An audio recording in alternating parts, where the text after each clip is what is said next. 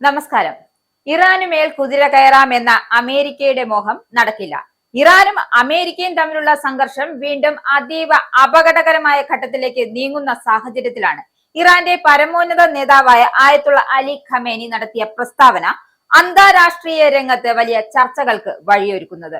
ഇസ്ലാമിക റിപ്പബ്ലിക്കിനെ അട്ടിമറിക്കാൻ അമേരിക്ക ഒരിക്കലും വിജയിക്കില്ല എന്ന് തുറന്നു പറഞ്ഞിരിക്കുകയാണ് ഖമേനി. ലോകത്തിലെ ഏറ്റവും ശക്തമായ സൈന്യം എന്ന അമേരിക്കയുടെ അഭിമാനം പോലും കനത്ത പ്രഹരങ്ങൾ നേരിടേണ്ടി വരുമെന്ന കടുത്ത ഭാഷയിൽ മുന്നറിയിപ്പ് നൽകിയിരിക്കുകയാണ്. ഇറാനും അമേരിക്കയും തമ്മിൽ ഉയർന്നു വരുന്ന സംഘർഷങ്ങൾക്കിടയിലും ഒമാന്റെ മധ്യസ്ഥതയിൽ ജനീവയിൽ നടക്കുന്ന ചർച്ചകളുടെ പശ്ചാത്തലത്തിലായിരുന്നു ഖമേനിയുടെ ഈ പ്രസ്താവന എത്തിയത്. ഇറാനെ സംബന്ധിച്ചിടത്തോളം 1979 ഇസ്ലാമിക് വിപ്ലവത്തിനു ശേഷം അമേരിക്ക നടത്തിയ ഉപരോധങ്ങളും രാഷ്ട്രീയ സമ്മർദ്ദങ്ങളും രഹസ്യ ഇടപെടലുകളും വർഷങ്ങളായി തുടർന്നു വരുന്നതാണ്. ആ പശ്ചാത്തലത്തിലാണ് ഖമേനി 47 വർഷം എന്ന വാചകം ഉപയോഗിച്ച് അമേരിക്കയുടെ പരാജയം തുറന്നു കാട്ടുന്നത്. ഇറാന്റെ ഭരണകൂടം തകർക്കുക എന്ന ലക്ഷ്യം അമേരിക്ക പല തവണ മുന്നോട്ട് വെച്ചിട്ടുണ്ട് എങ്കിലും അതിന് സാധിക്കാത്തതിനെ ഖമേനി ഒരു രാഷ്ട്രീയ വിജയമായി ചിത്രീകരിക്കുകയാണ്. അതിലൂടെ അദ്ദേഹം രാജ്യത്തിനകത്ത് ആത്മവിശ്വാസം വർദ്ധിപ്പിക്കുകയും വിദേശ ശക്തികൾക്ക് ഒരു മുന്നറിയിപ്പ് നൽകുകയും കൂടിയാണ്. അമേരിക്കൻ പ്രസിഡന്റ് ഡൊണാൾഡ് ട്രംപ് നടത്തിയ പ്രസ്താവനയെ ചൂണ്ടിക്കാട്ടിയായിരുന്നു ഖമേനി 47 വർഷമായി അമേരിക്കയ്ക്ക് ഇസ്ലാമിക് റിപ്പബ്ലിക്കിനെ ഇല്ലാതാക്കാൻ കഴിഞ്ഞിട്ടില്ല എന്ന കാര്യം അടിവരയിട്ട് വ്യക്തമാക്കിയത്. സ്വന്തം ജനങ്ങളോട് അദ്ദേഹം അതിനെക്കുറിച്ച് പരാതിപ്പെട്ടിരുന്നു. എന്നാൽ 47 വർഷമായി അമേരിക്കയ്ക്ക് ഇറാനെ തകർക്കാൻ കഴിഞ്ഞിട്ടില്ല. അത് അമേരിക്ക ഇനി ഒരിക്കലും ചെയ്യാൻ കഴിയുകയുമില്ല. അല്ലെങ്കിൽ ഇനി അത് അമേരിക്കയെ കൊണ്ട് സാധിക്കില്ല.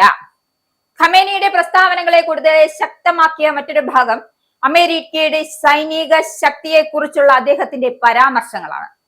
അമേരിക്കൻ പ്രസിഡന്റ് പല തവണ ലോകത്തിലെ ഏറ്റവും ശക്തമായ സൈന്യം എന്ന് അമേരിക്കൻ സൈന്യത്തെ വിശേഷിപ്പിക്കുന്നതിനെ പരിഹസിച്ചുകൊണ്ടാണ് ഖമേനി ലോകത്തിലെ ഏറ്റവും ശക്തമായ സൈന്യത്തിന് ചിലപ്പോൾ എഴുന്നേൽക്കാൻ പോലും കഴിയാത്ത വിധം ഒരു അടി കിട്ടിയേക്കാം എന്ന് അദ്ദേഹം വ്യക്തമാക്കിയത്. ഈ വാക്കുകൾ വെറും വാചകങ്ങളല്ല, മറിച്ച് ഒരു ശക്തമായ ഭീഷണിയുടെ സൂചന എന്ന രീതിയിലാണ് പല അന്താരാഷ്ട്ര നിരീക്ഷകരും വിലയിരുത്തുന്നത്. ഇതോടൊപ്പം അമേരിക്കൻ സൈനിക വിന്യാസത്തെ കുറിച്ച് ഖമേനി പരാമർശിച്ചത് ശ്രദ്ധേയമാണ്.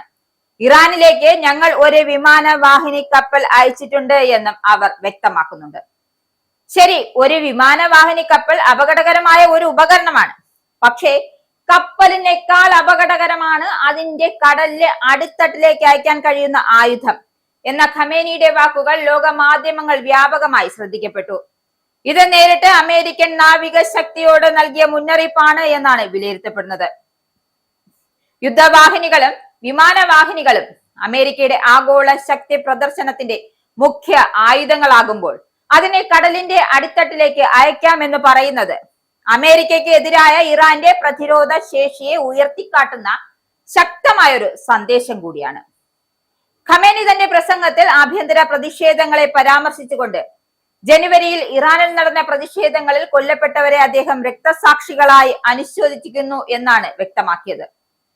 എന്നാൽ പ്രതിഷേധങ്ങളെ അദ്ദേഹം ഒരു സാധാരണ ആഭ്യന്തര ജനപ്രക്ഷോഭമായി ചിത്രീകരിച്ചിട്ടില്ല. മറിച്ച് അത് ശത്രുക്കൾ നയിക്കുന്ന ഒരു ഗൂഢാലോചനയുടെ ഭാഗമാണ് എന്ന രീതിയിലാണ് അദ്ദേഹം വിഷയത്തെ അവതരിപ്പിച്ചത്. ഇതിലൂടെ പ്രതിഷേധത്തെ രാഷ്ട്രീയമായി നിയന്ത്രിക്കുവാനും ജനങ്ങളുടെ ശ്രദ്ധ പുറത്തേക്കുള്ള വിദേശ ഭീഷണിയിലേക്ക് തിരിക്കുവാനും ഇറാൻ ഭരണകൂടം ശ്രമിക്കുന്നു എന്ന വിമർശനം വ്യാപകമായി ഉയരുന്നുണ്ട്. പ്രതിഷേധങ്ങളിൽ കൊല്ലപ്പെട്ടവരെ ഖമേനി 3 വിഭാഗങ്ങളായി വിഭജിച്ചതും ശ്രദ്ധേയമാണ്.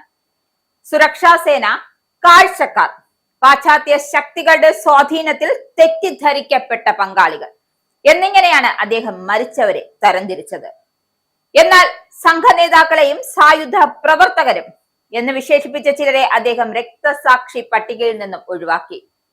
വിദേശ ശത്രുക്കളിൽ നിന്നും പണവും ആയുധങ്ങളും കൈപ്പറ്റിയവരായി രാജ്യദ്രോഹികളായി അദ്ദേഹം ചിത്രീകരിച്ചു. അതേസമയം തെറ്റിദ്ധരിക്കപ്പെട്ടവരോട് കരുണയും ക്ഷമയും കാണിക്കുമെന്ന് അദ്ദേഹം പറയുന്നുണ്ട്. ഇത് ഒരു ഭാഗത്ത് ഭരണകൂടത്തിന്റെ കർശന നിലപാട് വ്യക്തമാക്കുമ്പോഴും മറ്റൊരു ഭാഗത്ത് പൊതുജനങ്ങളെ സമാധാനിപ്പിക്കാനുള്ള ശ്രമമായും കാണപ്പെടുന്നു. ഇറാന്റെ ആഭ്യന്തര രാഷ്ട്രീയ സാഹചര്യം കൂടുതൽ ചൂടുപിടിക്കുന്ന സമയത്ത് വിദേശ നയത്തിന്റെ ഇത്തരം കടുത്ത നിലപാടുകൾ സ്വീകരിക്കുന്നത് ഭരണകൂടത്തിന് ഒരു തന്ത്രപരമായ ആയുധം കൂടിയാണ്. അടിച്ചേൽപ്പിക്കപ്പെട്ട സാമ്പത്തിക ഉപരോധങ്ങൾ ജനജീവിതം ദുസ്സഹമാക്കുമ്പോഴും വിദേശ അധിനിവേശ ശക്തികൾക്ക് മുന്നിൽ മുട്ടുമടക്കാത്ത ദേശീയ ഐക്യം കാത്തു സൂക്ഷിക്കാനാണ് ഇറാൻ ഭരണകൂടം ശ്രമിക്കുന്നത്. പരമോന്നത നേതാവ് ഖമേനിയുടെ പ്രസംഗം കേവലം രാഷ്ട്രീയ തന്ത്രമല്ല, മറിച്ച് രാജ്യത്തിന്റെ പരമാധികാരത്തിന് നേരെയുള്ള ഭീഷണികൾക്കെതിരെ ജനങ്ങളെ അണിനിരത്തുന്ന കരുത്തുറ്റ പ്രതിരോധ ആഹ്വാനമാണ്. ചുരുക്കത്തിൽ ഖമേനിയുടെ വാക്കുകൾ വ്യക്തമാക്കുന്നത് ഒരു കാര്യമാണ്: ഇറാൻ ഇപ്പോഴും ഒട്ടും പിന്നോട്ടിലല്ല, അല്ലെങ്കിൽ പിന്നോട്ടല്ല.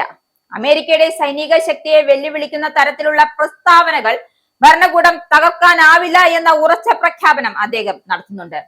വിമാനവാഹിനി കപ്പലുകളെ വരെ ലക്ഷ്യമിടുന്ന ഭീഷണി, ഇതെല്ലാം ചേർന്ന് മിഡിൽ ഈസ്റ്റിന്റെ സംഘർഷ സാധ്യതയെ വീണ്ടും ഉയർത്തുകയാണ്.